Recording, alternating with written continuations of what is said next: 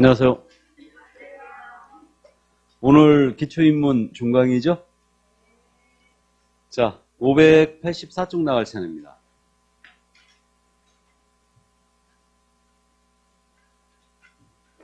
주택임대차보호법. 자, 역시 민법과 완전히 겹치는 부분이고요. 우리는 실무 과목이기 때문에 조문을 위주로 정리해드리고 나머지 민법에서 팔레이테도라든가 이런 내용들을 깊이 있게 들으시기 바랍니다. 자, 그럼 주임법. 우리 실생활에서도 밀접한 관련이 있고 손님들이 지금 인터넷을 통하여 모두 알아보고 오시기 때문에 내용을 정확하게 이해하고 기억하고 있어야 됩니다. 이쪽 부분 문제를 만만치 않게 출제하고 있어요, 지금.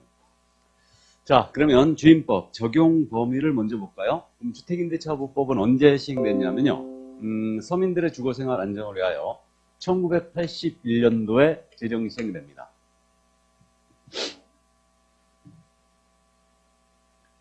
(1980년대가) 우리 현대사에 있어갖고 아주 격동기였죠. 1979년도 10월 26일 날 박정희 대통령 시해 사건이 있었죠. 10월 26일 날 79년도였습니다. 그게. 같은 해 12월 12일 날 노태우가 구사단 명령 이끌고 한강다리를 넘었죠. 군사 쿠데타가 일어났습니다. 그게 이제 12.12였어요.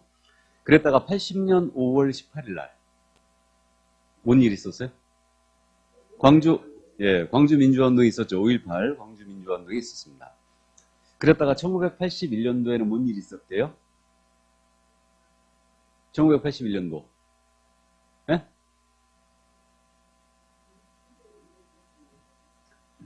주택임대차보호법의 탄생이 있었습니다. 역사적 배경이 짐작이 되세요? 전두환이 피로 정권을 잡았습니다. 그러면서 이제 서민들의 가슴을 쓸어내리고 싶었어요. 이 배경하에 이 법이 탄생을 하게 됩니다. 그래서 세계 법제사상 그 유래를 찾아보기 힘든 법이에요. 지금 만약에 문재인 대통령이 이 법을 만들자고 하잖아요. 그러면 아마 쿠데타 일어날 거예요. 전두환이니까 만드는 게 가능했습니다. 그러니까 이제 이거는 법 논리적 측면에서 보면요. 이런 깡패법이 없는 거예요. 이건 완전 공산주의법입니다. 이거는 솔직히 그냥 툭 까놓고 얘기해서.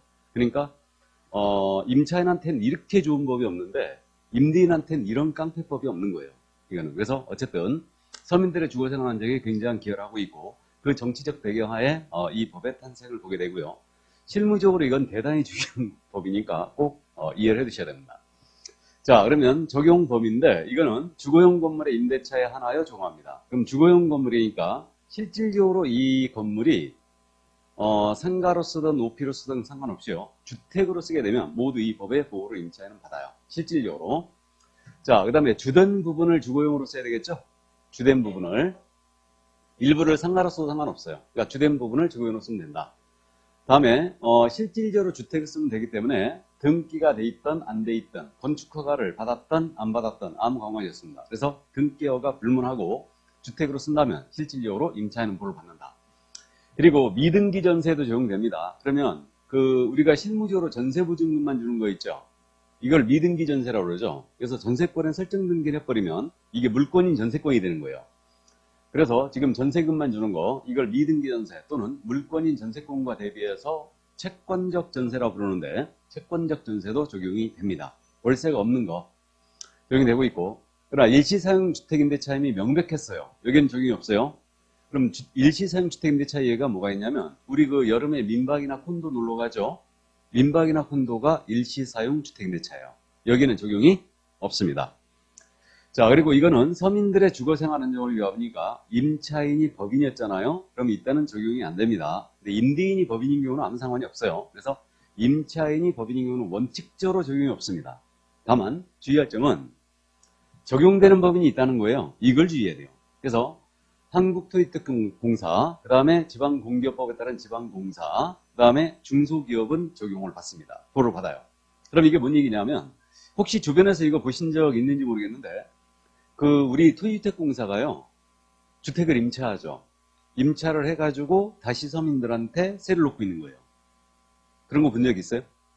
주로 이제 요즘 사가지고 주로 세를 많이 났는데 임차라는 경우도 있죠. 그러니까 임차를 통째로 해가지고 서민들한테 다시 이제 세를 놓습니다. 그럼 토지공사는요 임차인으로서 보호를 받아요. 법인이지만 또 중소기업이 주택을 임차하는 거예요. 그래서 소속 직원들의 그 주거용으로 쓴다. 그럼 중소기업은 보호를 받습니다.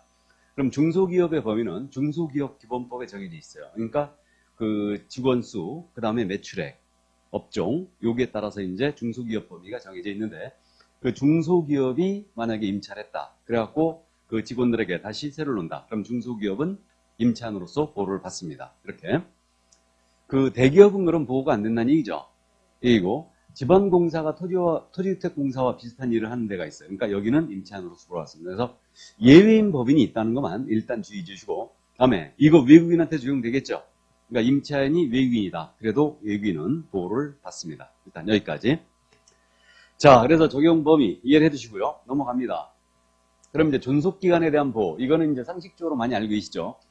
주택임대차 계약은 최단 2년을 보호하고 있죠. 알고 있습니다. 그래서 이게 규정이 어떻게 되냐면 존속기간을 정하지 않았어요. 정함이 없거나 존속기간을 2년 미만으로 정했잖아요. 그러면 그 기간을 2년으로 본다 그랬죠. 2년으로 본다. 이렇게. 그러면 존속기간 2년 미만을 정한 주택임대차 계약이 성립할 수는 있다는 얘기죠. 서로 성립할 수 있어요. 그러니까 임대인과 임차인 서로 합의해서 우리 1년을 하자. 그럴 수 있어요. 이게. 그러니까 임대인이 우리 아들이 1년 뒤에 제대하거든. 우리 아들한테 집 줘야 되거든. 그러니까 1년 뒤에 꼭 이사를 해주세요. 임차인이 약속을 다 했죠. 그렇게 합시다. 이렇게.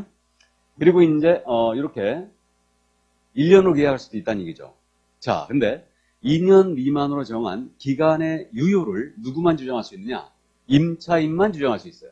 임차인은. 그래서 임차인은 2년 미만으로 정한 기간의 유효를 주장할 수 있다.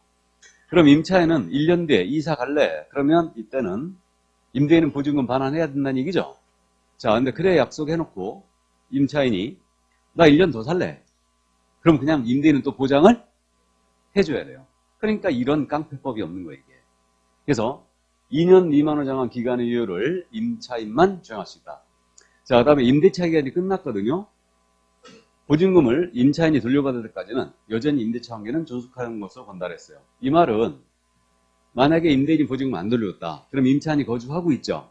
그리고 월세를 내라는 얘기에 계속 맞죠? 그 얘기입니다. 월세는 내야 된다. 자, 그 다음에 이제 묵시행신을 보겠습니다. 이 묵시란 말이 아무 얘기 안 했다는 얘기죠. 아무 얘기 안 했다는 얘기인데 이걸 그래서 다른 말로 법정갱신이라고도 불러요. 자, 그러면 아무 얘기 안 하면 계약이 묵시적으로 갱신됩니다. 그럼 조건이 어떻게 되냐면 임대인은 계약 만료 전 6월에서 2월까지 사이에요. 6월에서 2월까지 사이 임차인한테 갱신 거절 통지 또는 조건을 변경해야만 갱신하겠다. 이런 뜻의 통지를 안 했어요. 그러니까 보증금 3천만 원을 테면 나가라. 이런 통지 안 했다는 얘기죠. 임대인이 2달 전까지 아무 얘기 안 한 거예요. 임차인 역시 계약기간 만료 2달 전까지 나 이사 갈래. 이런 통지를 전혀 안 한 거예요. 아무 얘기 안 한 겁니다. 그럼 계약은 묵시적으로 갱신돼요. 그러면 계약이 묵시적으로 갱신되면 이때는 전 임대차와 동일한 조건으로 재임대차한 것으로 간주를 합니다. 다만 존속기간은 2년으로 본다 그랬어요. 그러면 계약이 묵시적으로 갱신되면 임대인은 일방적으로 월세를 올릴 수 있어요, 없어요? 올릴 수 없죠. 없습니다. 그대로 가는 거예요. 다만 존속기간은 2년으로 가는 겁니다. 그러니까요, 임대차 계약은, 주택임대차 계약은 계속 2년씩 갱신되는 거예요. 이렇게. 자, 그러면 이제 묵시갱신이 됐거든요. 임차인은 언제든지 또 계약을 해지 통지할 수 있어요. 이거 임대인은 2년 보장해야 되죠. 그럼 계약이 묵시로 갱신됐을 때 임차인은 언제든지 계약을 해지를 통지할 수 있습니다. 나 이사 갈래. 그럼 임차인이 해지 통지해버렸잖아요. 그럼 통지해버리면 임대인이 이 통지를 받았어요. 받은 날로부터 3개월 경과했잖아요. 그러면 임대차 계약 해지 이율이 발생한다 그랬어요. 그러면 3개월 뒤에는 임대인은 보증금을 반환해줘야 된다는 얘기죠. 그 얘기입니다. 자, 근데 이건 임차인한테 굉장히 유리한 규정이죠, 지금. 유리한 규정이에요. 따라서 임차인이 2기의 차임액에 달하도록 차임을 연체했습니다. 2기의 차임액에 달하도록 연체를 해야 돼요. 그럼 예를 들어서 월세가 100만 원이었거든요. 1월 달에 50만 원 주고 2월 달에도 50만 원만 냈습니다. 이거 2기 차임 연체 아니에요. 아닙니다. 이익의 차임액에 달하도록 연체해야 돼요. 이게 그런 경우는 묵시행위를 적용하지 않고요. 임대차 계약상 의무를 현저히 위반했다. 그럼 이때도 적용되지 않습니다. 이게. 그럼 여기서 참고 임대차 계약 기간을 서로 1년으로 정했어요. 둘이. 임대인과 임차인이. 근데 임차인이 한 8개월 살다가 이사 갈 일이 생긴 거예요. 그래서 해지를 통지합니다. 임대인한테. 그럼 임대인은 3개월 뒤에 보증금 반환해야 되나요? 계약기간 1년으로 정해져 있는데 임차인이 나 8개월 살다가 이사 갈래? 하고 해지 통지했어요. 그냥 나갈래. 그럼 임대인은 보증금 반환해야 되냐고요? 안 해도 되는 거죠. 계약의 대원칙, 서로 계약기간이 정해지면 이건 무조건 지켜야 된다. 임대인과 임차인 둘 다 지켜야 되겠죠. 정해졌으니까 그게 대원칙이죠. 다만 묵시행인신의 경우에만 임차인이 해지 통지를 인정한다. 이렇게 이해하면 돼요. 이해하셨어요? 그러니까 임차인한테 이건 굉장히 유리한 규정이죠. 그럼 내가 임대인의 입장이라면 계약서 다시 써야 돼요? 안 써야 돼요? 임대인의 입장이라면 해지 통지 못하게 계약서 써버려야 되죠? 맞잖아요. 임차인의 입장이라면 그냥 가야지. 맞습니까? 일단 그래서 묵시행인신 규정 이해를 해두시고요. 자, 그럼 이제 여러분들이 뉴스에서 들어보셨어요. 갱신요건이 생겼다는 거 들어봤죠? 갱신요건. 묵시행인신과 달리 갱신요건이 있죠. 자, 그럼 갱신요건을 보도록 하겠습니다. 계약갱신요건인데 이건 임차인의 권리예요. 그러니까 임차인이 계약기간 만료 전 6월에서 2월까지 사이입니다. 6월에서 2월까지 사이에 갱신을 요구합니다. 그럼 임대인은 정당한 거절 사유가 없는 한 이를 거절할 수 없다 그랬어요. 이게. 그래서 정당한 거절 사유가 9가지거든요. 9가지인데 임차인이 이기의 차임액에 달하고 차임을 연체했어요. 그랬거나 부정한 방법으로 임차했거나 쌍방 합의하여 임대인과 임차인이 쌍방 합의해서 상당한 보상을 임차인에게 했다든가 임의 전대했어요. 임차인이. 그럼 거절할 수 있습니다. 또 목적물을 임차인이 고의 중과실 파손했어요. 중과실로 파손했거나 일부 전부가 멸실되어 임대차의 목적을 달성할 수 없다든가 임대차 계약상 의무를 임차인이 현재 위반을 했다든가 또는 임대차 계약 당시에 이거 재건축 계획이 있거든 대부분 철거할 거거든 이런 계획 있다라고 고지를 했어요. 그리고 그 계획에 따르거나 노후화 등으로 안전상 사고의 우려가 있다. 이때는 이제 거절할 수 있고요. 특이한 결에서 요거죠 바로. 자, 임대인이 내가 살 거거든 직접 살 거거든 그러니까 네 나가 그럴 수 있죠. 이때 임대인의 직계 존속이나 직계 비속이 거주함을 목적으로 한다. 그럼 이때도 거절할 수 있어요. 직계 존속하고 직계 비속이죠. 그럼 존속이 뭔지 비속이 뭔지 알죠? 이게 직계라는 것은요. 일직선상으로 움직이는 거예요. 그럼 나를 기준으로 했을 때 내 위에 부모가 계십니다. 그럼 직계 존속이죠. 위로 갔으면 이제 존속. 다음에 조부모가 계세요. 그럼 조부모도 역시 직계 존속이죠. 이렇게 되고 다음에 직계 비속은 나를 기준으로 했을 때 내 자녀. 그 다음에 손이 있죠. 이렇게 그러니까 일직선상 움직임을 직계라고 해요. 옆으로 움직이잖아요. 그럼 이걸 반계라고 합니다. 반계.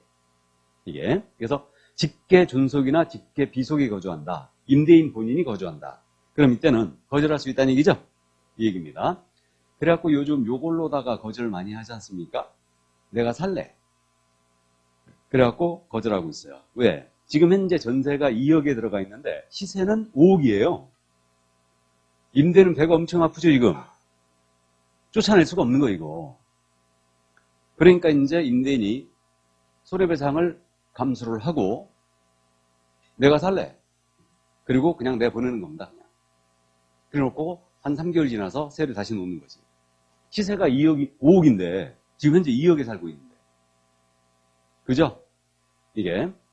자, 그래가지고 지금 현재 임대인의 직계 존비속 포함하여 임대인이 직접 거주하겠다. 이때는 이제 거절할 수 있는데 임대인이 그럼 거주하지 않았지 않습니까? 그리고 또 세를 놓은 거예요. 세를 놓게 되면 그에 따른 손해배상을 해야 됩니다. 이때 손해배상액도 정해져 있어요. 그래갖고 이건 나중에 차츰차츰 하자고요.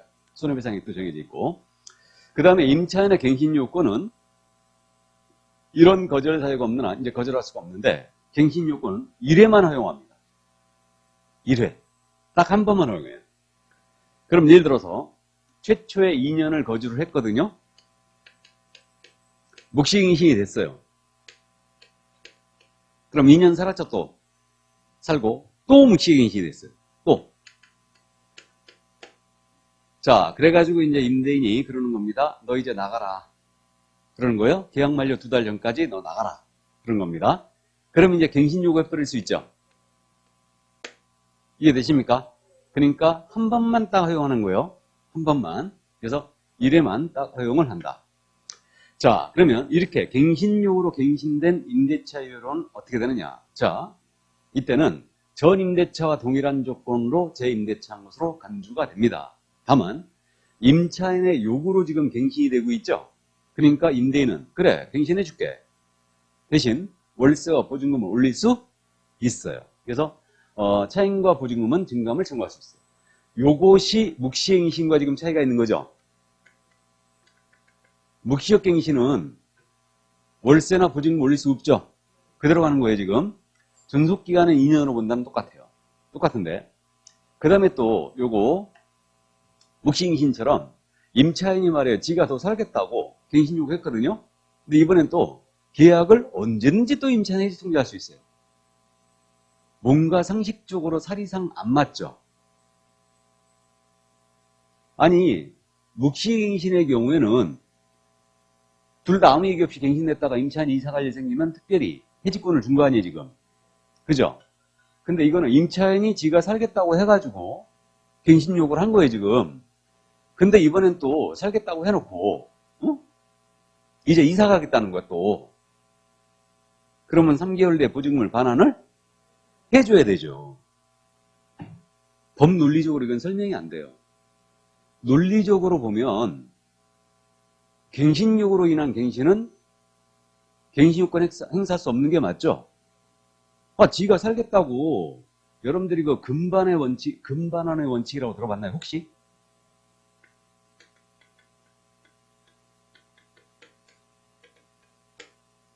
자기가 한 말에 대해서는 뒤집으면 안 된다는 얘기죠. 이게 위법에서 이제 들어보실 겁니다 이거. 그래서 어쨌든 임차인은 언제든지 해지할 수 있어요. 그럼 임대인은 3개월 지나면 보증금을 반환해줘야 됩니다. 이해하셨죠? 그래서 여기까지. 그러니까 그 묵시갱신 규정을 그대로 준용하기 때문에 이런 현상이 벌어졌는데 묵시갱신은 보증금 월세를 못 올려요. 그죠? 근데 갱신요구로 갱신한 경우는 보증금 월세를 올릴 수 있죠. 이렇게 되고 그 다음에 둘 다 언제든지 계약을 해지해버릴 수 있습니다. 됐죠? 이렇게 그래서 일단 갱신요건 규정 이해를 꼭 해두시고 자 그러면 계약갱신요건을 살펴봤습니다. 그럼 이제 대항력으로 갈까요? 대항력. 지금 교재 어디 가고 있는지 아시죠? 589조 이제 대항력으로 590조 대항력으로 갑니다. 그럼 이 대항력은 원래 임차권이 채권인 점을 감안한다면 임대차의 효력을 임대인에 대해서만 주장할 수 있어요. 임대차 효력을. 근데 이 주택을 양수한 자에게도 주장할 수 있는 거죠. 이것을 대항력이라 한다. 그러니까 매매는 임대차를 깨트린다는 법 원칙이 있거든요. 매매는 임대차를 깨트린다. 이 법 원칙이 있는데 이 룰을 깨버린 게 바로 대항력이에요. 그러니까 이게 뭐냐면 예를 들어서 이 주택에 내가 살고 있는 거예요. 그러니까 이 주택의 소유자이자 갑인데 임차인 을이 살고 있습니다. 계약 기간이 1년이나 남았거든요. 남은 상태에서 이 주택을 갑이 병한테 팔았어요. 이걸 그러면 병이 지금 현재 취득을 했죠. 그럼 있잖아요. 원래 법원칙으로 따지면 병이 사가지고 내가 살 거거든. 너 나가. 그럼 나가야 돼요. 그러니까 매매는 임대차를 깨트리거든요. 그렇기 때문에 물권이 채권에 우선하기 때문에 소유자가 나가 하면 원래 나가야 되는데 임차인이 뭔 얘기야. 나 1년이나 남았거든. 그러니까 1년 뒤에 이사 갈 거거든. 하고 주장할 수 있어요. 임대차 효력을 주장할 수 있다니까. 원래 채권 인정을 가능한다면 이 효력을 누구한테만 주장할 수 있어야 돼요? 갑한테만. 원 임대인한테. 근데 이것을 제3자에게도 허용을 해준 거죠. 이것이 바로 대항력이다. 그러니까 임대차의 효력을 임대인이 아닌 제3자에게도 주장할 수 있는 효력. 이것을 대항력이라고 해요. 이해되십니까? 원래 물권은 누구한테나 주장할 수 있죠. 근데 채권이라는 것은 특정 상대방에 대해서만 청구할 수 있는 거죠. 그럼 임차권은 채권이다, 물권이다? 채권이다. 그럼 임차권의 효력을 임대인에 대해서만 주장할 수 있어야 되잖아요, 원래. 근데 그 룰을 깨버린 거예요. 이게 뭐라고요? 대항력. 그러니까 임대차 효력을 이 주택의 양수인에게도 주장할 수 있다. 이것을 대항력이라 합니다. 그럼 임차인이 대항력을 갖기 위해서는 그 대항요건이라는 걸 갖춰야 돼요. 그래서 이걸 대항요건이라 하는데, 대항요건은 바로 주택의 인도를 받고 주민등록을 하셔야 됩니다. 그럼 주택의 인도를 받았다는 얘기는 입주를 했다는 얘기죠. 입주를 했다는 얘기고, 그 다음에 주민등록은 전입신고한 때 있는 것으로 본다 그랬어요. 그래서 입주와 주민등록을 전입을 하면 이때는 대항요건을 갖춘 것이고, 임차인은 그럼 대항력을 취득하는데, 대항력은 다음 날서부터 취득합니다. 다음 날서부터 취득한다. 그러면 예를 들어 12월 28일 날 입주와 주민등록 전입을 했어요. 그럼 임차인은 12월 29일 날 대항력을 취득한다는 얘기죠. 그럼 이때 이 다음 날이라는 것을 우리 대법원은 0시로 해석했어요. 그럼 29일 0시서부터 대항력을 취득하고, 그럼 이 이후에 이 주택을 취득한 양수인, 그러니까 취득한 자는 임대인의 지위를 그대로 승계하게 됩니다. 임대인의 지위를. 그러면 결국은 임대인의 권리와 의무를 이 주택을 산 병이 그대로 떠안다는 얘기죠. 그러면 계약기간 만료 시에 보증금 반환 채무를 누가 부담한다? 병이 부담한다는 얘기죠. 그래서 임대인의 지위를 그대로 승계한다. 그래서 대항요건은 입주와 주민등록이고, 그 다음에 대항력은 다음 날서부터 이제 취득을 하게 되더라. 이렇게. 자, 이게 바로 대항력이었습니다. 뭐 크게 어려운 점은 없고요. 이제 주민등록 관련 사례들은 여러분들이 민법 시간에 쭉 공부를 하실 겁니다. 자, 그러면 이제 우선 변제권을 볼까요? 우선 변제권 넘어갑니다. 592쪽이에요. 이건 보증금 회수에 관한 문제이기 때문에 우선 변제권은 보증금의 회수에 관한 문제입니다. 그럼 여러분들이 우리 민법 시간에 지금 현재 물권편 들어가셨나요? 들어갔는데 담보물권 들어갔어요? 아직 안 들어갔습니까? 지금 어디 하는지도 모르겠죠, 지금? 예, 어디 하는지도 모른다. 그게 아주 지극히 정상입니다. 일단 진도 어디 나가는지 나도 모르고 너도 모르고 다 몰라요. 어쨌든 그러니까 나중에 이게 민법에서 들어봤는지 중개법에서 들어봤는지 이것도 기억이 안 나요. 어디서 듣긴 들은 것 같은데 그게 구분이 안 갑니다. 근데 이게 이제 차츰차츰 시간이 돼야지 지나가야지 여러분들이 이제 각이 잡혀요. 이게 좋습니다. 우선 면역권은 이제 담보물권의 원래 특이한 요력이에요. 담보물권. 그럼 담보물권은 저당권, 질권, 유치권이 있죠. 그래서 이 담보물권의 특이한 요력입니다. 그러니까 우선 변제권이란 말은 그거예요. 우선적으로 변제를 해준다는 얘기죠. 그래서 주택이 경매로 넘어갔어요. 또는 압류부동산 공매라는 게 있는데 주택이 경매로 넘어갔을 때 임차인이 자기보다 뒤로는 권리자죠. 후순위 권리자, 기타 채권자에 우선하여 변제받을 권리. 그러니까 임차인이 자기보다 뒤로는 권리자보다 먼저 보증금을 배당받아갈 권리예요. 이것이 우선 변제권이다. 원래 우선 변제권은 담보물권의 특이한 효력이에요. 그러니까 물권의 담보물권에만 인정이 되고 있었는데 이거를 등기도 없이 우리 임차권에도 인정해 준 거예요. 그래서 법 원칙에는 물권은 채권에 우선한다는 말 아시죠? 이 말이 있어요. 그게 대원칙이에요. 법 원칙에는. 그러니까 예를 들어서 이 주택이 1번에 저당권 들어왔고 2번에 임차권 들어왔고 3번에 예를 들어서 근저당권이 들어왔다. 그럼 저당권, 근저당권, 우선변제권이 있거든요. 있는데 요게 만약에 이대로 이제 경매가 진행됐는데 낙찰이 여기 채권금액 1억이고 임차권도 보증금이 1억이었고 근저당권도 채권금이 1억이었는데 낙찰이 만약에 2억 5천에 낙찰이 됐다. 그럼 배당을 할 때 요 임차인이 우선변제권이 없다면 일단 저당권자한테 1억 배당하겠죠. 그 다음에 근저당권자한테도 1억 배당하겠죠. 그 다음에 남는 금액이 있을 때 임차인한테 배당을 해주든가 말든가 하겠죠. 그죠? 이게 원칙이에요. 그러니까 근저당권은 물권이고 임차권은 채권이기 때문에 물권은 채권에 우선하기 때문에 여기가 먼저 들어왔지만은 근저당권은 먼저 배당하는 게 맞다라는 얘기죠. 근데 이 룰을 깨버린 게 뭐다 봐도 또 우선면리권이에요. 그래가지고 임차인이 만약에 우선면리권의 요건을 갖췄잖아요. 갖추면 근저당권자 물권이지만 물권적 효력을 인정합니다. 그래가지고 이 자기보다 뒤로 오는 권리자보다 먼저 배당을 받아간다는 얘기죠. 그래가지고 저당권자 1억 배당하고 임차인 1억 배당하고 남는 금액 갖고 이제 근저당권자 배당한다는 얘기죠. 이해되세요? 그렇게 되는 거예요. 그래서 이게 바로 우선면리권입니다. 그럼 임차인이 후순위 권리자, 기타 채권자의 우선하에 변제받을 권리, 우선면리권을 갖기 위해서는 요건이 대항력이 있어야 돼요. 대항력이 있어야 된다. 그럼 대항력은 대항요건을 갖추면 다음 날서부터 발생한다고 그랬죠? 대항력이 있어야 되고 계약서의 확정일자라는 걸 찍으셔야 됩니다. 그러면 아주 좋은 효력이 발생하는데 확정일자라는 것은 날짜가 찍힌 도장이라는 거 아시죠? 이게 그래서 이제 임대차 계약서가 있지 않습니까? 그러면 우리 동사무소 가서 많이 찍죠? 그래가지고 여기 임대차 계약서 해가지고 여기다가 동사무소에서 이렇게 여백에다가 사각형으로 찍어주죠? 그래갖고 사각형인데 요걸 자세히 들여다보면 날짜가 큼직하게 써 있어요. 2021년 12월 28일. 그래갖고 1년 번호가 들어가고 어디 동 주민센터 이렇게. 그래갖고 이렇게 딱 찍혀 있습니다. 그러니까 이게 확정일자인데 이 의미는 이 날짜에 이 계약이 있었다는 걸 증명을 하고 있는 거예요. 이 날짜에 계약이 있었다.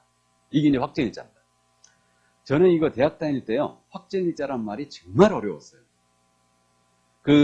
우리 법대 과정에서 확정일자가 어디서 처음 나오냐면 여러분들 시험 범위에 빠져 있는데 채권 총론에서 처음 나와요. 여러분들은 채권 총론의 시험 범위에 빠져 있죠, 지금. 이렇게 빠져 있는데 채권 총론에 채권양도 편이 있거든요. 채권양도에서 이게 확정일자란 말이 처음 나와요. 확정일자부 채권양도란 말이 나와요. 근데 교수님이 설명을 하면서 그냥 훅 지나간 거예요. 그래갖고 이게 확정일자가 뭔가 그 어린 나이에 본 적이 없었거든. 이거를. 그래갖고 애들한테 주변 애들한테 물어봐도 애들도 모르고 다 몰라. 너도 모르고 나도 모르고 다 몰라. 이게. 그래갖고 아주 어려웠던 나중에 알고 봤더니 날짜가 찍힌 도장 하나 받는 거더만 이게. 이게 확정일자죠. 이게. 그래갖고 지금 그 확정일자는 공증인 사무소 가서 찍어도 됩니다. 법원 앞에 하면 공증인 사무소 있죠. 그 다음에 법원 등기과나 등기소 가서 찍어도 됩니다. 그리고 동주민센터 가서 찍어도 됩니다. 그냥 동사무소라고 편하게 하겠습니다. 원래는 확정일자가요. 여기서 받았어요. 공증인 사무소하고 등기소만. 근데 지금 동주민센터에서 마음대로 찍고 있죠. 이거는 우리 개공이 선행을 한 결과 중에 하나입니다. 인천에서 그 중개업을 하던 분이었거든요. 인천. 그래갖고 부동산 무료 상담을 이분이 해주고 있었는데 확정일자만 찍으면 아주 좋은 효력이 발생하거든요. 근데 좋은 효력이 발생하는데 이거를 서민들이 자꾸 상담을 하는 중에 보니까 안 찍더라 이거예요. 그래갖고 확정일자를 왜 안 찍었느냐 하고 물어봤더니 공증인 사무소는 변호사 사무실이에요. 등기소는 법원이죠. 그러니까 변호사 사무실이나 법원에 가면 돈이 무지하게 드는 걸로 생각했던 거예요. 그래갖고 돈 들어갈까봐 확정일자로 우리 서민들이 안 찍어갖고 아주 피해가 막심했죠. 이게. 그래갖고 제 친구 이거 실화인데 제 친구 아주 못된 놈이 있거든요. 그럼 신혼 때 있잖아요. 지 와이프한테 아니라는 말로 사기친 거지. 나 확정일자 찍으러 가야 된다. 이거 15만 원이 됐다. 15만 원. 지금 동사무소에 600원이 찍죠? 무료로 찍어주는 데도 많아요. 그죠? 그래갖고 꽁돈 생겼다. 우리 세자님. 그때 15만 원 엄청 컸어요. 엄청 컸습니다. 15만 원. 내 첫 봉급이 64만 원이었어요. 첫 봉급이 이게. 그래갖고 어쨌든 15만 원 엄청 컸는데 그래가지고 이 개공이 이제 그 고민을 했답니다. 밤새. 어떻게 하면 쉽게 확정일자를 받을 수 있게 할까? 봤더니 이사할 때 전부 다 전입신고를 하더라 이거예요. 동사무소 가서. 그래갖고 전입신고할 때 확정일자를 찍어주는 걸로 하자 해가지고 제안을 했어요. 이 제안을 했는데 이게 받아들여졌지. 그래갖고 지금 현재 동사무소에서 이렇게 찍게 된 겁니다. 이게. 좋은 일도 하죠? 예, 맨 사기만 치고 다니는 거 아닙니다. 그래서 어쨌든 현재 확정일자는 이렇게 자유롭게 가서 받으면 된다. 그래서 무료로 찍어주는 데도 많고 어쨌든 뭐 지금은 또 이제 확정일자 임대차 신고를 하기 때문에 의제가 되는 경우도 있는데 이렇게 이제 여기서 찍으면 아주 좋은 일이 발생해요. 자, 그런데 문제는 대항력이 있어야 된다는 거예요. 그래서 우리 이제 실무과이기 때문에 이거를 날짜로 정확하게 이해하고 있어야 되는데 자, 잠깐 연습해 봅니다. 조금 어렵지만 그러면 예를 들어서 12월 27일 날 입주와 주민록 전입했고 계약서의 확정일자를 찍었습니다. 당일에 다 할 수 있죠, 이거. 전입하고 입주하고 확정일자 받고 당일에 다 받았어요. 그럼 이 임차는 아직 대항력을 취득 못했죠. 대항력을 취득 못했으니까 대항력 취득 시점에 대항력 취득 시점에 우선 변제권도 같이 취득을 하게 됩니다. 그러면 3박자를 갖췄지만 대항력이 없으니 대항력 취득 시점 12월 28일에 했죠. 이 시점에 우선 변제권을 취득해요. 0시에 취득하는 걸로 이해가 됩니다. 대항력과 우선 변제권을 동시에 취득하는 거죠. 맞습니까? 그럼 만약에 이 주택에 12월 27일 날 저당권의 설정 등기가 들어온 거예요. 12월 27일 날. 그러면 저당권 등기는 등기한 때로부터 우선 변제권을 취득해요. 저당권은 등기한 때로부터 우선 변제권을 취득한다. 그러면 이 주택이 경매로 넘어갔다면 우선 변제권은 임차인과 저당권자 중에 누가 먼저겠어요? 당연히 저당권이 먼저지. 맞죠? 아직 임차인은 우선 변제권을 취득 못했으니까. 근데 12월 28일에 만약에 이 주택에 저당권의 설정 등기가 들어온 거예요. 10월 28일에. 그럼 이때는 임차인이 우선 변제권이 먼저일까요? 저당권자가 먼저일까요? 임차인이 먼저다. 왜 그런지 짐작되시죠? 여기는 9시 넘어야 되죠? 근데 임차인은 0서부터 대항력 우선 변제권을 취득했습니다. 그러니까 임차인이 먼저예요. 그럼 임차인이 먼저라는 얘기는 임차인이 다 받아가고 남는 금액이 있을 때 저당권자가 배당받아간다는 얘기죠. 그 얘기입니다. 그런데 만약에 12월 27일 날 입주와 주민록 전입을 임차인이 했어요. 했는데 계약서의 확정일자는 12월 30일 날 확정일자를 받은 거예요. 12월 30일 날 확정일자 찍었습니다. 근데 이날에 저당권의 등기가 들어온 거예요. 이 주택에. 이날에. 그럼 이때는 우선 변제권은 임차인과 저당권자 중에 누가 먼저일까요? 네? 저당권자가 먼저다. 이때는 동순입니다. 이렇게 됐고 이렇게 됐으니까 이제 동순이에요. 자, 왜 그러냐면요. 임차인은 12월 28일에 0시에 대항력을 취득했죠. 맞죠? 12월 28일 0시에 대항력 취득했고 임차인이 대항력을 취득한 상태에서 확정일자 찍었잖아요. 그럼 임차인 그날로부터 우선변제권 취득해버려요. 그날로부터. 그럼 이날에 저당권도 들어왔으니까 저당권자도 이날에 우선변제권을 취득했죠, 지금. 그러니까 이때는 우회를 갈 수가 없다. 저당권자가 나는 오전에 했고요. 확정일자 오후에 받았다. 증명해도 소용없어요. 이건 동순위 배당이에요. 그러니까 동순위 배당이라는 얘기는 채권액에 따라 안분 배당한다는 얘기예요. 무슨 말인지 이해되시죠? 그래서 이때는 동순위다. 그러니까 요는 그거예요. 임차인과 저당권자가 누가 우선변제권이 먼저냐. 이 문제는 임차인이 언제 대항력을 취득했느냐. 이걸 잘 보면 알 수 있다는 얘기죠. 그러니까 3박자를 갖추되 임차인에게 대항력이 있어야 된다. 그래야 우선변제권을 취득하고. 그러니까 대항력을 취득한 상태에서 만약에 확정일자 찍었다. 그럼 이때는 그날로부터 취득하게 되고 저당권도 이날에 들어왔으니까 동순위 배당이에요. 이걸 거꾸로 뒤지고 보면 더 확실해져요. 예를 들어서 임차인이 12월 27일 날 계약서에 확정일자 찍은 거예요. 먼저. 그럴 수 있죠. 입주 주민록 하기 전에 먼저 확정일자 찍는 거예요. 그럴 수도 있어요. 그리고 확정일자 먼저 받았어요. 받고 임차인이 12월 30일에 입주와 주민록 전입을 한 거예요. 그럼 임차인은 아직 3박자를 갖췄으나 대항력 취득 못했죠. 그럼 이 임차인은 12월 31일 날 우선민권 취득하면서 대항력도 같이 취득하는 거죠. 그럼 만약에 저당권이 이때 들어왔다면 당연히 이때는 저당권자가 먼저이고 그 다음에 12월 30일 날 들어왔다면 저당권이 들어왔다면 이때는 당연히 임차인이 먼저이게 되는 거예요. 그러니까 3박자를 갖추되 임차인이 대항력이 있어야 된다. 이걸 명심하시기 바랍니다. 아셨죠? 근데 요 세 번째 케이스, 요 케이스에서는 임차인은 우선 변제권은 둘이 동순이죠. 저당권과 임차인이 우선 변제권은 동순이잖아요. 동순인데 대항력은 앞서요, 안 앞서요? 앞서죠. 그럼 대항력을 주장할 수도 있겠죠. 대항력을 주장하는 게 유리할 수도 있어요. 대항력은 앞서고 있어요. 저당권보다 이렇게 됩니다. 그래서 이게 요 날짜를 우리는 따져보잖아요. 실무 과목이기 때문에 돼요. 그럼 실무상 이런 일이 벌어질 수 있을까 없을까요? 있어요. 신축 주택 있죠? 여기 들어갈 때는 이런 일이 벌어져요. 그러니까 임차인이 임대인 앞으로 이전 늦기가 되기 전에 미리 먼저 들어가는 거지 지금. 맞죠? 그럼 임대인은 자기 앞으로 이전 늦게 하고 저당 잡아야 되죠? 근데 임차인이 먼저 들어가는 거예요. 그러면요, 임차인이 가장 선순위가 돼버립니다. 맞죠? 그러면 은행에서 저당을 잡지 돈 대출 안 해줘요. 임차인이 먼저기 때문에. 그래갖고 이제 특약을 거는 거지. 나 앞으로 이전 늦게 하고 내가 담보대출 할 거다. 그때 꼭 한번 주민등록을 빼달라. 그러니까 300자 중에 한 가지를 요건을 미달시키는 거지. 그래갖고 이제 특약을 걸고 임차인이 입주를 하게 돼요. 임차인이 그때 주민등록 안 빼주잖아요. 그럼 아주 머리 아파집니다. 굉장히 머리 아파져요. 그러면 이게 그래갖고 막 각서 쓰고 막 그래요.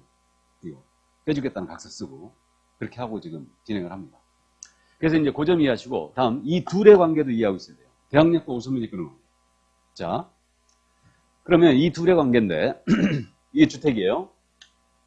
여기 임대인이자 소유자가 갑이에요. 여기 먼저 이 주택에 저당권이 먼저 들어왔어요. 저당권 설정위에 들어온 거예요. 그러고 나서 임차인이 들어왔어요. 들어왔는데 요 임차인의 계약기간이 아직 1년이나 남은 거예요. 계약기간이 남았습니다. 이 상태에서 갑이 경한테 이 주택을 팔았어요. 매매를 했습니다. 자, 그럼 이 경우에 요 임차인 을은 나 계약기간 1년 남았거든? 그러니까 1년 뒤에 이사 갈거든? 하면서 요 병에게 대항할 수 있겠느냐 문제. 대항할 수 있다 없다? 있어요. 선순위로 저당권이 먼저 들어와 있지만 매매로 취득한 병이죠. 매매로 취득한 이 병에 대하여 대항할 수 있습니다. 왜 그러냐면 대항력 본래의 모습을 나타내는데 매매의 경우는 저당권이 소멸해야 하네요. 소멸하지 않죠. 그러니까 저당권은 물권이잖아요. 그럼 이제 간단하게 얘기해서 물권이라는 것은 누구에게나 주장할 수 있다고 그랬죠. 그럼 물권이기 때문에 원래 따지면요. 물권이라는 것은 이 물건의 가치에 중점을 두고 있는 거지 이 물건의 소유자가 누군지는 관심이 별로 없는 거예요. 무슨 말인지 이해되시죠? 그러니까 결국은 저당권은 매매의 경우는 아무 상관이 없어요. 그럼 이자가 상속으로 취득해도 마찬가지죠. 증여를 받아도 마찬가지예요. 저당권은 전혀 피해가 없다는 얘기예요. 맞습니까? 그러니까 대항력 본래의 모습을 나타내요. 그럼 매매나 증여나 상속의 경우는 우선 변제권의 문제는 생기지 않아요. 맞습니까? 자, 그런데 만약에 이 주택을 병이 경매로 낙찰을 받았어요. 경매로 취득했어요. 그럼 경매의 경우는 여러분들이 오늘 이제 공부하는데 저당권이 소멸한다는 거 아시죠? 그래서 경매의 경우는 저당권이 소멸합니다. 그럼 저당권을 소멸시키는데 여전히 임차인에게 이 병에 대하여 대항할 수 있게 한다면 이게 쉽게 낙찰이 되겠어요? 안 되겠어요? 안 됩니다. 임차인의 보증금을 떠안아야 되니까 이게 유찰되겠죠? 그러면 저당권자가 피해를 입을 수가 있더라. 그러니까 결국은 경매로 취득한 이 병에 대해서는 이 저당권 때문에 임차인은 대항할 수 있다 없다? 대항할 수 없어요. 우선 변제권은 문제만 남죠. 그럼 순위에 따른 배당을 받고 이사를 가는 수밖에 없다는 얘기죠. 그러니까 임차인은요. 자기보다 먼저 오는 저당권이 있잖아요. 있다면 경매의 경우에는 대항할 수가 없다. 무조건 나가야 돼요. 대항할 수가 없다는 얘기는 보증금을 회수하든 못하든 관계없이 그냥 이사 무조건 가야 된다는 얘기예요. 맞죠? 그럼 만약에 우선매입권 행사했어요 이제. 근데 보증금을 전액 배당을 못 받았습니다. 그럼 배당 못 받은 금액 갖고 병한테 주장할 수 있느냐? 주장할 수 없어요. 못 받은 금액 누구한테 하소내야 돼요? 갑, 원임대인은. 이게 대항력과 우선 변제권의 문제예요. 근데 만일 요 임차인이 가장 먼저 들어왔어요. 여기. 가장 먼저 들어왔습니다. 그럼 이 임차인은 망고땡이에요. 망고땡입니다. 가장 먼저 온 임차인은 이 주택이 매매로 넘어가든 경매로 넘어가든 아무 상관이 없어요. 우리 판례는요, 경매로 넘어갔잖아. 이 주택이 가장 먼저 왔어요. 임차인이 가장 먼저 경매로 넘어왔어요. 나 찝찝해서 이 집에 살기 싫거든. 배당해줘 하고 우선민권 행사해버렸어요. 배당 요구했습니다. 근데 가장 먼저 왔음에도 불구하고 배당 요구를 했는데 보증금 전액을 회수 못한 거예요.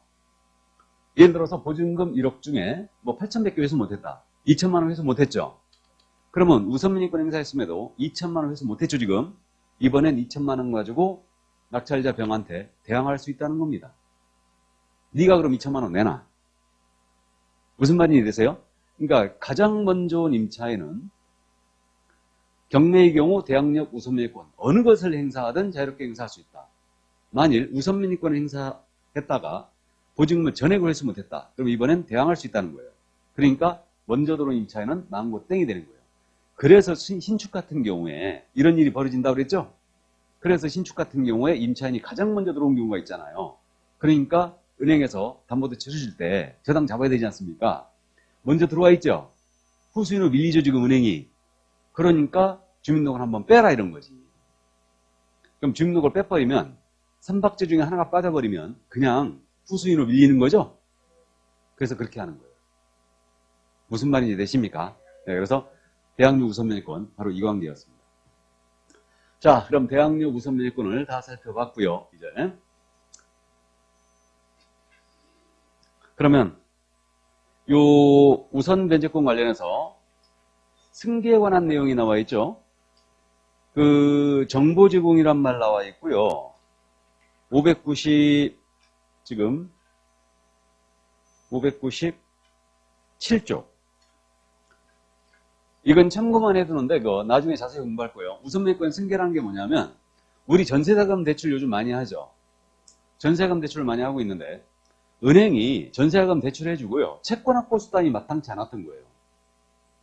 그래가지고 금융기관이 만약에 그 임차인의 보증금 반환 채권이 있죠. 이걸 계약으로 양수받았잖아요. 양수를 받으면 우선 변제권을 그대로 금융기관은 승계할 수 있어요. 임차인은 우선 변제권을 승계할 수 있습니다. 이거는. 그래서 채권 확보 수단을 마련해줬고요. 일반 채권자는 우선 변제권 승계 못합니다. 나중에 이 부분은 이제 민법 시간에 자세히 들을 겁니다. 그래서 일반 채권자는 우선 변제권 승계 못해요. 이거는 금융기관만 특별히 규정을 뒀어요. 우선 변제권을 승계할 수 있다. 이 정도 이만해주고. 자, 그 다음에 이제 넘어갑니다. 최우선 변제권. 그러면 최우선 변제권은 말 그대로 가면 지금 598쪽인데 가장 먼저 배당을 받을 권리라는 얘기죠, 이거.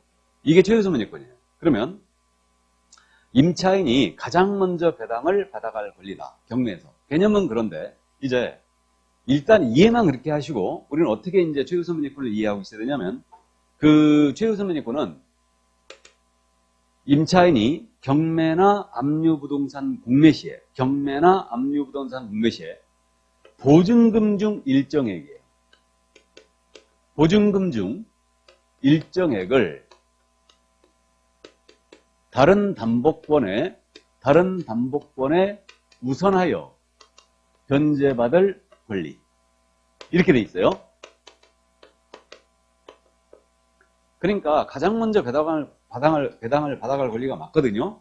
맞는데 우선 그 최우선 변제권의 개념은 보증금 중 일정에 대해서 경매나 압류부동산 공매 시에 다른 담보권보다 다른 채권자보다 먼저 배당을 받아갈 권리. 이게 최우선 변제권이다.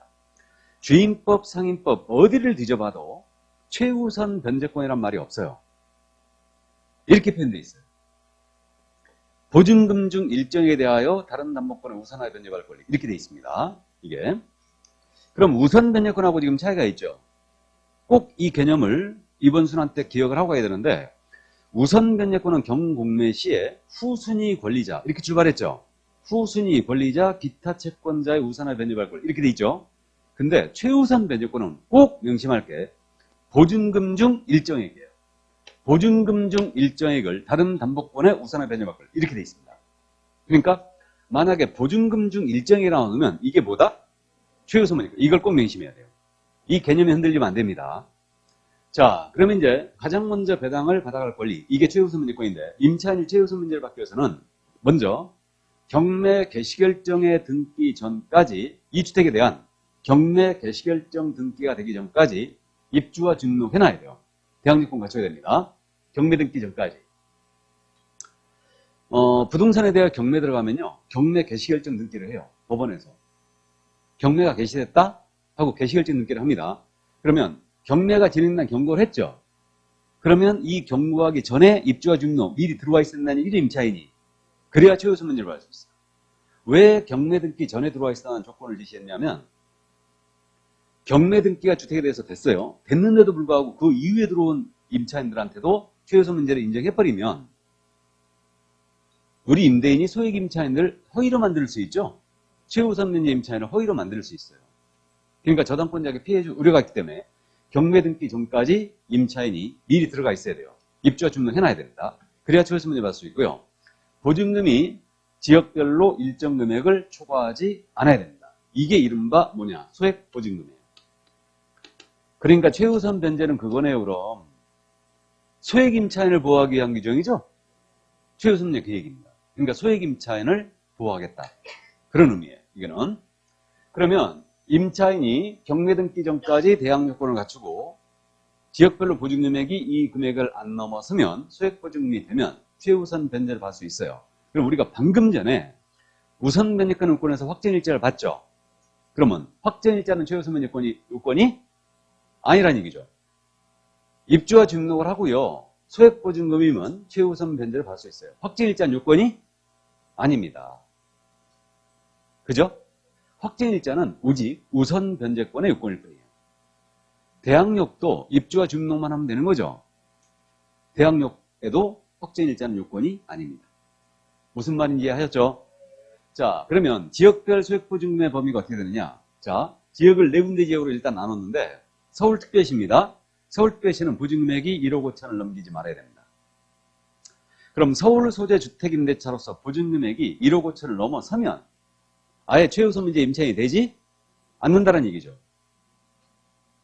넘어서면 1억 5천 이하로 와야 돼요. 그래야 최우선 변제를 받을 수 있고요.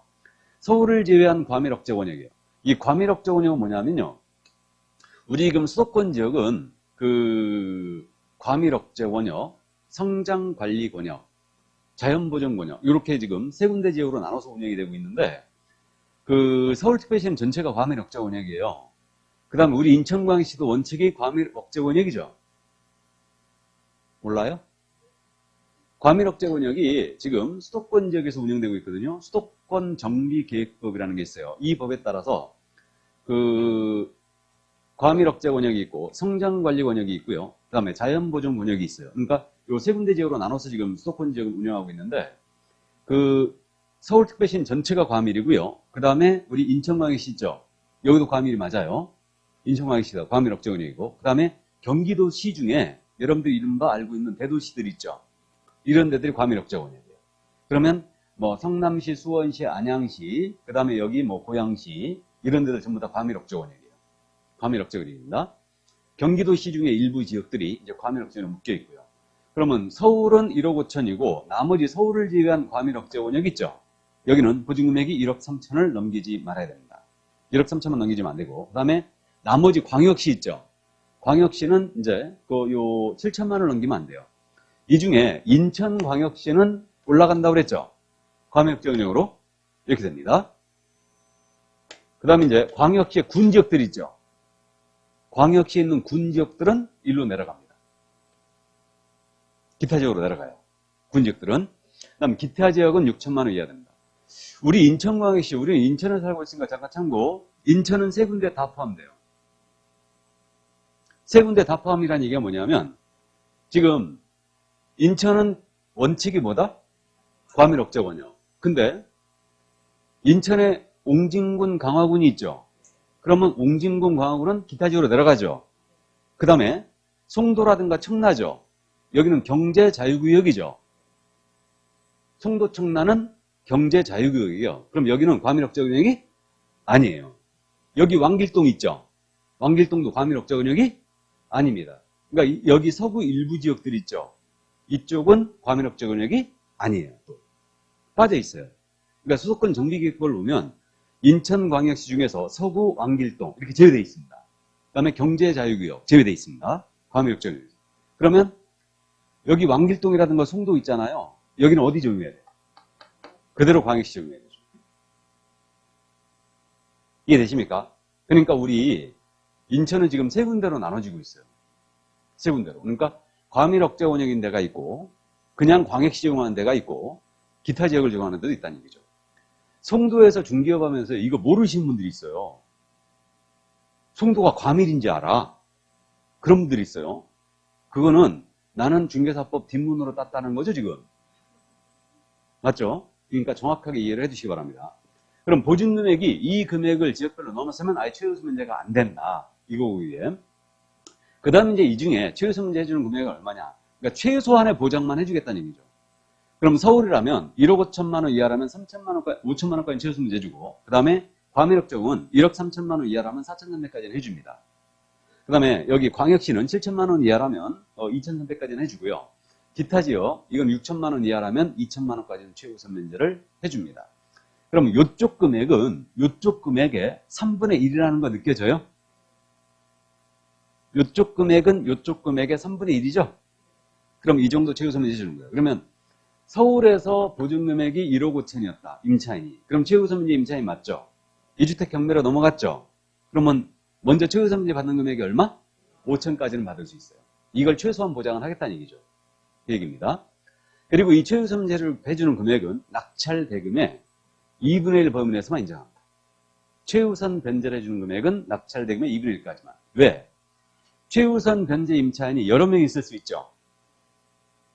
그럼 그들한테 먼저 최우선 면제를 다 해줘버리면 저당권자가 가장 먼저 왔음에도 불구하고 배당을 못 받는 사태가 벌어질 수 있죠. 예를 들어 극단적인 예를 잠깐 들겠습니다. 왜 이 2분의 1 제한을 하고 있느냐. 최우선 변제를 해주는 금액은 낙찰 대금의 몇 분의 몇 가지나 해준다고요? 2분의 1까지만 해줘요. 50% 범위 내에서, 그러니까 낙찰 대금의 50% 범위 내에서만 최우선 변제를 합니다. 왜 그랬냐면 이것 때문에 그런 거예요. 예를 들어 이게 서울 소재 다가구 주택이에요. 다가구 주택. 다가구는 단독이에요, 공동이에요? 단독주택입니까? 공동주택입니까? 단독주택. 다세대가 공동주택이죠. 자, 그러면 다가구주택인데 이 다가구주택이 10세대가 있는 거예요, 지금. 10세대가. 이게 서울 소재 주택이었어요. 다가구주택이었는데 가장 먼저 저당권자가 채권금액이 1억이 들어왔어요. 1억이 가장 먼저 왔고 두 번째서부터 11번째까지 임차인들이 모두 들어왔거든요. 근데 이들이 보증금이 모두 1억 5천만 원이에요. 다. 임차인들이 다. 이 주택이 경매로 넘어간 거예요. 낙찰이 되기를 만약에 극단적인 예를 듭니다. 1억 8천에 낙찰이 됐다고 가정해보죠. 그러면 지금 임차인들 10명이죠. 그럼 이들은 최우선 임차인이 맞잖아요. 그럼 지금 5천만 원 배당해버리면 이것만 해도 5억이죠 지금. 그럼 임차인들 다 못 받는다는 얘기죠. 근데 저당권자는 물론 한 푼도 못 받아요. 맞습니까? 그러니까 제한을 하는 거예요. 최우선 변제를 해주는 거는 낙찰 대금의 몇 분의 몇? 2분의 1 범위 내에서만 인정하겠다는 얘기예요. 최우선 변제를. 그러면 2분의 1은 9천만 원이죠 지금. 그럼 9천만 원 가지고 요 임차인들한테 먼저 배당을 한다는 얘기예요. 그럼 얼마씩 배당 받아가요? 임차인들이? 900만 원씩. 10명이니까. 그죠? 그리고 나머지 9천만 원을 누구한테 배당한다? 저당권자에게 배당하겠다. 이 얘기예요. 이해하셨죠? 그러니까 이 주임법이 임차인한테 강력한 물권적 효력을 인정하고 있는데 언제나 이 저당권자와 이해관계를 조정을 하고 있죠. 저당권자는 강력한 물권자예요. 그죠? 그렇기 때문에 이런 피해를 방지하기 위해서 2분의 1 제한을 하고 있는 겁니다. 감 잡았어요? 그럼 이 숫자를 모두 암기해야 될까요? 안 해도 될까요? 예? 안 해도 됩니다. 서울 정도만 기억하세요. 서울 정도만. 그래서 서울은 1억 5천만 원 이하죠? 이 중에 얼마까지 최우선은 해준다? 5천만 원까지는 해준다. 됐습니까? 여기까지. 이게 이제 최우선 변제였습니다. 이해해 두시고. 자, 그러면 이제 최우선 변제권을 다 받고요. 그럼 넘어가 봅니다. 임차권의 등기 명령제부터 먼저 보겠습니다.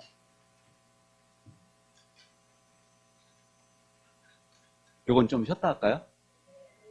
네, 좀 쉬었다 하죠. 커피 한 잔 먹고 가겠습니다.